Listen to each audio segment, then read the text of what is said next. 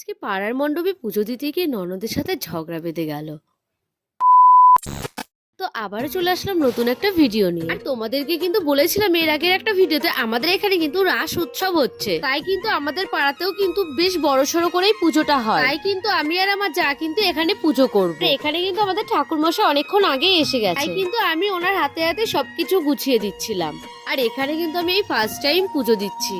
তোমরা কে কে রাস দেখতে এসেছিলে শান্তিপুরে অবশ্যই কমেন্টে জানিও। তার মধ্যেও কিন্তু আমি একটু ব্যস্ত ছিলাম বলে কিন্তু অতটাও ক্যামেরার সামনে আসতে পারিনি। আর আমাদের এখানে পুজো দিতে দিতে কিন্তু অনেকটাই রাত হয়ে গেছিল। আর আমার না খুব ভালোও লাগছিল, কারণ দেখো পাড়ার মধ্যে যে কোনোই পুজো হোক না কেন সবাই মিলে যদি একসাথে কাজ করা যায় না অনেকটাই মজা হয়। আমি জানি আমার গলাটা কিন্তু খুবই বাজে লাগছে, তাও তোমরা একটু ম্যানেজ করে নিও। আর এদিকে দেখতে দেখতে কিন্তু আমাদের সব গুছিয়ে গাছিয়ে দেওয়া হয়ে গেছে, আর এদিকে কিন্তু পুজো করতে বসেও গেছে। এদিকে দেখো আমরা এখানে পুজোর জন্য গোছাচ্ছি আর এরা সবাই